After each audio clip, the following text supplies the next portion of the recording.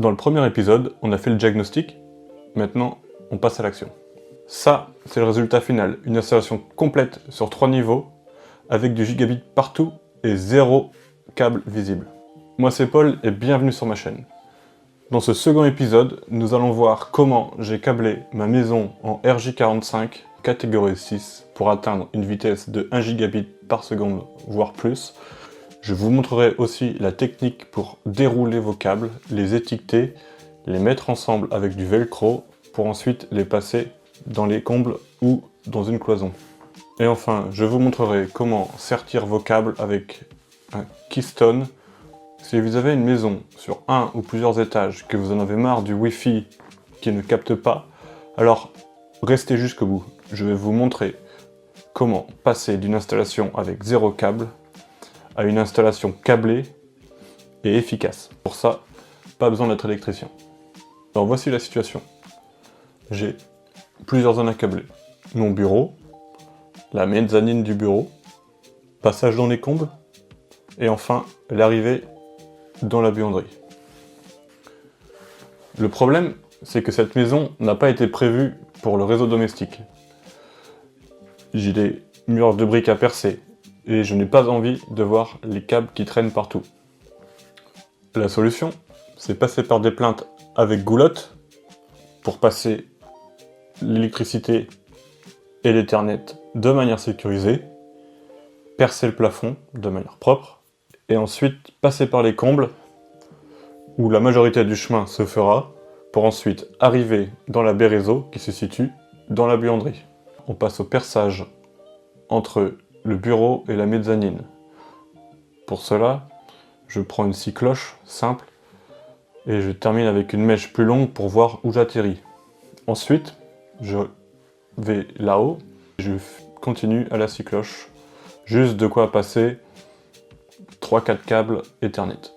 Pour la mezzanine et les combles, c'est une autre paire de manches. C'est un mur en briques, donc obligé de sortir la perceuse à percussion, la scie cloche avec une mèche en béton, et beaucoup de patience. Pour la buanderie, c'est beaucoup plus simple. J'ai utilisé une scie cloche classique pour du BA13, et j'ai eu accès directement à la laine de verre et au comble. Les câbles passeront sans aucun problème. La première étape, c'est de repérer le chemin des câbles. Pour cela, je commence par enlever les anciennes plinthes. Donc, j'ai pris des plinthes avec goulotte intégrée pour pouvoir passer à la fois du RJ45 et l'électricité. Petite astuce, prenez bien le temps de découper les plinthes à la bonne longueur avant de commencer à percer quoi que ce soit. Pour découper mes plinthes, j'ai utilisé une scie onglée. C'est hyper précis. Bon, je n'avais qu'un disque pour scie à métaux, mais ça fait l'affaire. Il suffit d'y aller relativement franchement pour éviter que le plastique se fissure et se casse. J'ai installé ces plinthes sur un réseau électrique existant et j'en ai profité pour refaire quelques prises électriques. C'est un gain de temps et ça reste esthétique. J'avais aussi déjà quelques plinthes avec goulotte pour du RJ45 et de l'électrique déjà présent que j'ai pu évidemment réutiliser. Donc j'ai refait les blocs de prise. Maintenant, les goulottes sont prêtes à accueillir le RJ45. Et maintenant, on s'attaque au câble réseau. L'organisation est la clé si vous ne voulez pas devenir fou. Avant de commencer, je mesure approximativement pour chaque longueur de câble combien j'ai besoin. Ensuite, je déroule tous mes câbles à la bonne longueur dans mon jardin. Si vous voulez un conseil, prenez-vous une petite marge de 10 à 15% pour éviter les mauvaises surprises. Avant de rassembler les câbles avec le peigne, on passe à l'étape d'étiquetage. Étiquetez vos câbles en fonction de la pièce dans laquelle ils se trouveront à chaque extrémité. Comme ça, ce sera plus simple pour faire le branchement au niveau de votre baie réseau. Ensuite, j'utilise un peigne spécial pour les assembler et tous les 30-50 cm, je les rassemble avec du velcro. Un conseil, n'utilisez pas de collier de serrage en plastique car ça les abîme, c'est trop serré et si un jour vous décidez de les enlever avec un cutter, vous risquez d'endommager vos câbles. Maintenant que mes câbles sont ensemble, il est temps de les passer dans les pièces. Alors, comme j'ai une configuration un peu particulière, j'ai pris mon gros sac de câbles dans la mezzanine, puisque le plus gros des câbles passe de la mezzanine jusqu'au comble. Donc je n'ai juste que 3 câbles à passer de la mezzanine au bureau. Donc je commence par cette section en passant par le haut de la mezzanine jusqu'au bas du bureau. Une fois ça fait, je passe les câbles le long des plinthes de la mezzanine pour ensuite passer dans les combles. Un petit conseil lorsque vous passez des câbles dans les combles.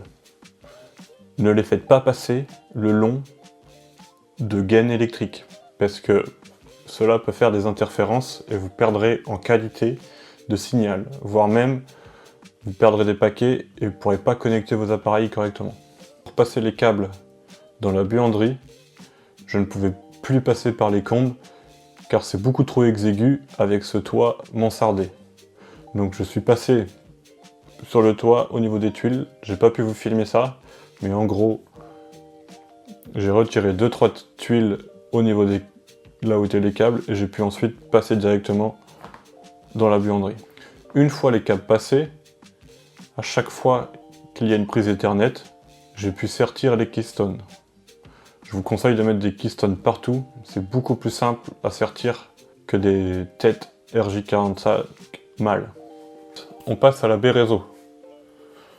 Donc j'utilise un patch panel Unify, car quasiment tous mes devices c'est des Unify, donc je voulais garder une certaine cohérence visuelle. Et le rendu est beaucoup plus propre.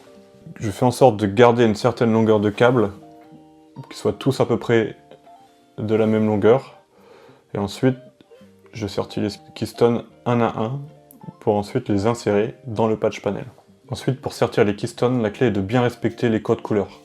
Alors il y a 2 normes, mais en général, dans les mieux professionnels, on utilise la norme T568B. Vous pouvez utiliser la A, mais la condition est de rester cohérent. Si vous utilisez la A, utilisez-la tout le temps. Et voilà, les keystones sont installés. Franchement, je suis satisfait du résultat. C'est propre, c'est évolutif, et surtout ça marche du premier coup. Si dans le futur vous souhaitez vous lancer dans un projet comme ça, 80% du temps est au niveau de la préparation. Réfléchissez à quel type de câble vous voulez, les longueurs, étiquetez, quel type de matériel. Dites-moi en commentaire quel est votre pire souvenir de passage de câble et quelle est votre plus grosse galère. Dans une prochaine vidéo, on installera tout le matos dans la baie, que ce soit l'UDM Pro, le switch, le cluster de Raspberry Pi, le NAS ainsi que l'UPS. À la prochaine.